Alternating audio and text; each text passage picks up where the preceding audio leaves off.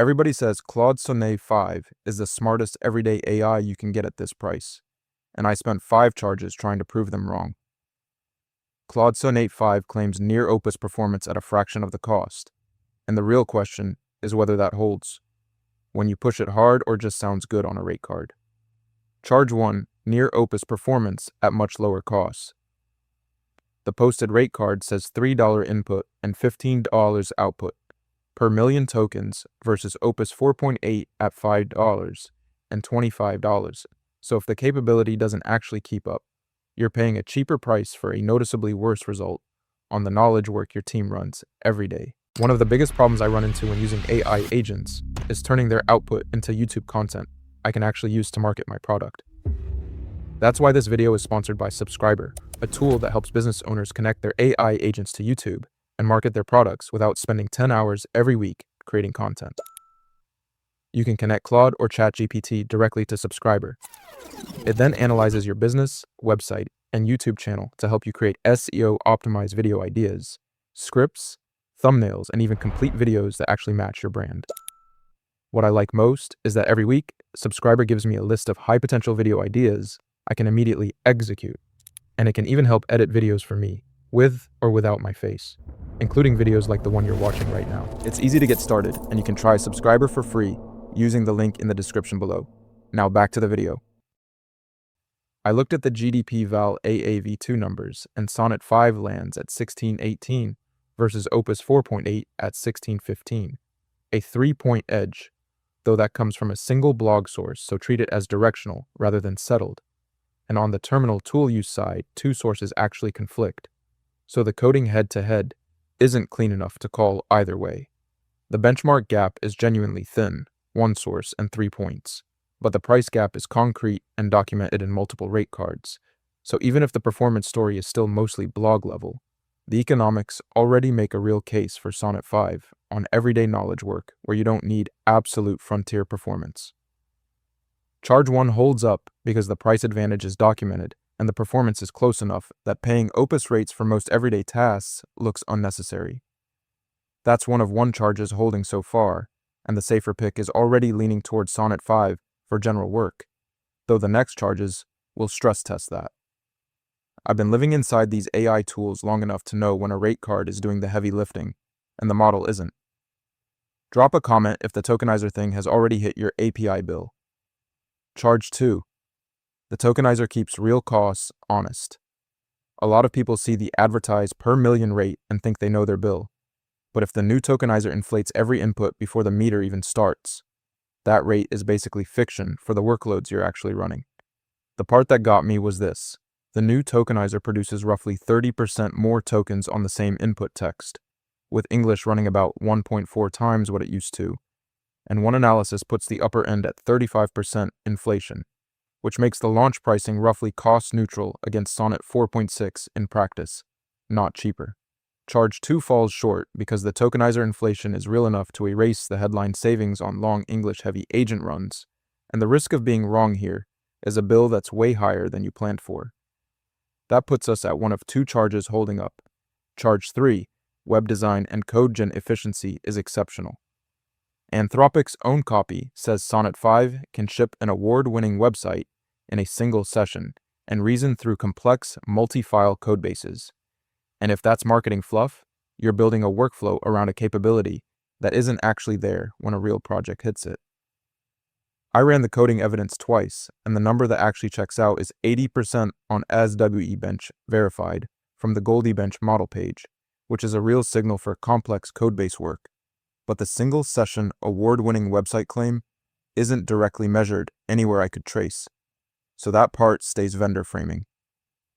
Charge 3 holds, barely, because the coding strength is real, and the SWE bench number backs it up, even though the flashier web design hype goes further than any measured evidence does. That's 2 of 3 charges holding up now. So we've got a mixed picture so far, and the 2 charges still ahead are the ones that decide whether Claude Sonnet 5 is actually a safe default for your team or just a good deal on paper. Because the pricing continuity claim and the verbosity regression charge could flip the whole call depending on how your stack actually runs. Charge 4, same price as Sonnet 4.6, and the new default for everyday work. The input rate is the same number that was on the Sonnet 4.6 card, and if the capability didn't actually move up, you're just running the old model with a new name on a free or pro plan. Watch what happens when you put a number behind the everyday claim. Goldie Bench reports a 7.01 out of 10 average across 47 fixed tasks.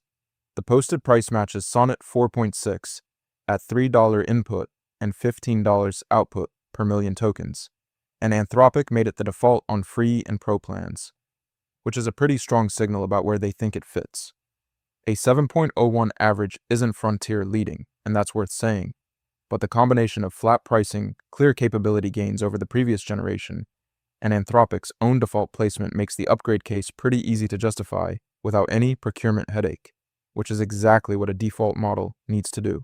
Charge 4 holds up cleanly because the price stayed flat, the measured capability is solid, and Anthropic's own product placement tells you exactly what job this model is built for. That's 3 of 4 charges holding up, and the final charge is the one that decides whether cost-sensitive teams should actually trust it. Charge 5, verbosity and nonsense detection got worse. You run an agent loop that was tuned on Sonnet 3.5 for outputs, averaging 200 tokens per response, and now the same prompt is coming back at 280 to 300 tokens, which means your context window fills faster, your prompts need retuning, and your cost math is off before you even account for the tokenizer. Here's what actually happened.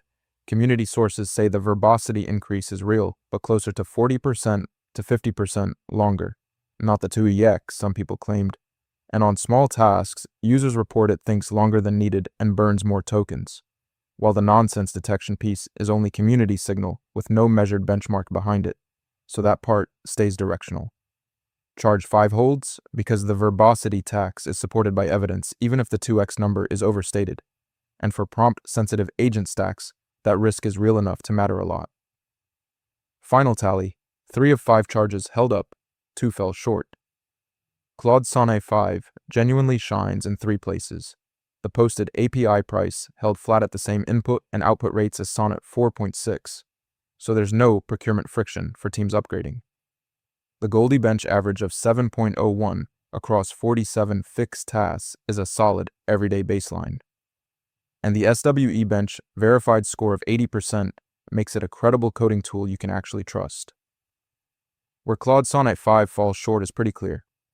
The new tokenizer adds about 30% more tokens on the same text, which hits your real API bill hard on long runs. Community reported output length is running 280 to 300 tokens, where it used to be 200. So context bloat is a real operational problem. And on small tasks, users consistently report it overthinks and wastes tokens. Worth it if you do general knowledge work, coding, or analysis at standard Sonnet pricing. 3 of 5 charges held up and the price to capability case is real.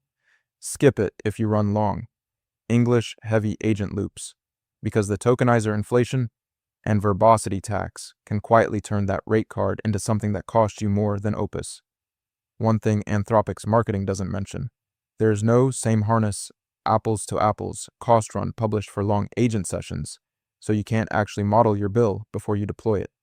And the first time you find out the tokenizer and verbosity combined is when your invoice arrives, not when you're reading the rate card. If you're wondering whether the older model is still worth running instead, I put Claude Opus 4.8 through the same kind of charge-by-charge check in the video called Claude Opus 4.8 Still Worth Using, and the answer is a lot more interesting than you'd expect given how this one turned out.